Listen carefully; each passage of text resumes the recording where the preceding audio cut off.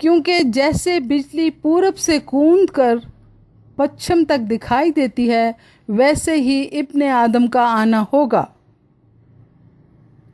इब्ने आदम की आमद। कलाम मुक़द्दस में इसका बयान हमें 3 अनाजील में मिलता है। मत्ती की अंजील 24 बाब 29 आयत से 31 आयत तक, मरकस 13 बाब 24 से 27 आयत तक, लूका 21 बाब 25 से 28 आयत तक। आइए मेरे साथ पाक कलाम में से पढ़ें। मत्ती की अंजील 24 बाब 29 आयत से 31 आयत तक, सफ़ा नंबर 28।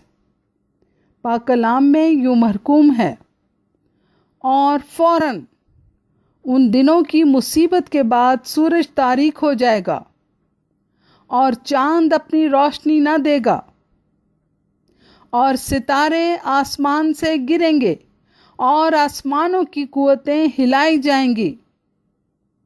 और उस वक्त इब्ने आदम का निशान आसमान पर दिखाई देगा, और उस वक्त ज़मीन की सब कौमें छाती पीटेंगी और इब्ने आदम को बड़ी कुदरत और जलाल के साथ आसमान के बादलों पर आते देखेंगी। और इब्ने आदम को बड़ी कुदरत और जलाल के साथ आसमान के बादलों पर आते देखेंगी, और वो नरसिंगे की बड़ी आवाज़ के साथ अपने फरिश्तों को भेजेगा, और वो उसके बरगज़ीदों को चारों तरफ से आसमान के इस किनारे से उस किनारे तक जमा करेंगे। अब पढ़िए मरकस की अंजील 13 बाब 24 से 27 आयत तक। मगर उन दिनों में उस मुसीबत के बाद सूरज तारीक हो जाएगा और चांद अपनी रोशनी ना देगा, और आसमान से सितारे गिरने लगेंगे, और जो कुव्वतें आसमान में हैं वो हिलाई जाएंगी। और उस वक्त लोग इब्ने आदम को बड़ी कुदरत और जलाल के साथ बादलों में आते देखेंगे। और उस वक्त लोग इब्ने आदम को बड़ी कुदरत और जलाल के साथ बादलों में आते देखेंगे। उस वक्त वो फरिश्तों को भेजकर अपने बरगज़ीदों को ज़मीन की इंतहा से आसमान की इंतहा तक चारों तरफ से जमा करेगा। आमीन।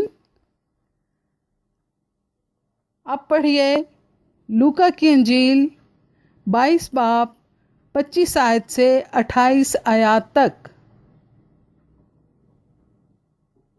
और सूरज और चांद और सितारों में निशान जाहिर होंगे, और ज़मीन पर कौमों को तकलीफ होगी, क्योंकि वो समंदर उसकी लहरों के शोर से घबरा जाएंगी, और डर के मारे और ज़मीन पर आने वाली बलाओं की राह देखते देखते लोगों की जान में जान ना रहेंगी, इसलिए कि आसमान की कुव्वतें हिलाई जाएंगी।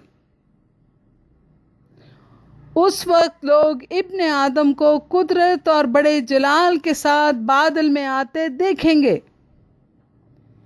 उस वक्त लोग इब्ने आदम को कुदरत और बड़े जलाल के साथ बादल में आते देखेंगे।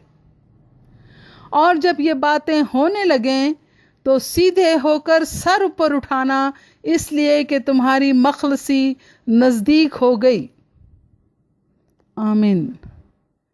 कलाम मुक़द्दस के पढ़े और सुने जाने पर खुदा की बरकत हो। और आए अजीज़ों, आपने अभी सुना और पढ़ा कि हमारा खुदावंद इस दुनिया में जल्द आने वाला है। जैसे बिजली पूरब से कूद कर पश्चिम तक दिखाई देती है, ऐसे ही खुदावंद का आना होगा, और सब लोग खुदावंद को बड़ी कुदरत और जलाल के साथ आसमान के बादलों पर आते देखेंगे। सो हम सबको तैयार रहने की ज़रूरत है, कि हमारा खुदावंद किसी वक्त भी इस दुनिया में अपने लोगों को लेने के लिए आ जाएगा, और जो उसके साथ तैयार होंगे वो उसके साथ आसमान पर उठाए जाएंगे। सो हम सबको तैयार रहने की ज़रूरत है, क्योंकि खुदावंद यीशु मसीह इस दुनिया में जल्द आने वाले हैं। खुदावंद हम सबको बरकत दे और उसके आने की तैयार रहने का बड़ा फजल बख्शे कि हम सब उसके आने पर तैयार रहें, और खुदावंद यीशु मसीह का फजल और उसका इत्मीनान हम सब के साथ हमेशा होता रहे। आमीन।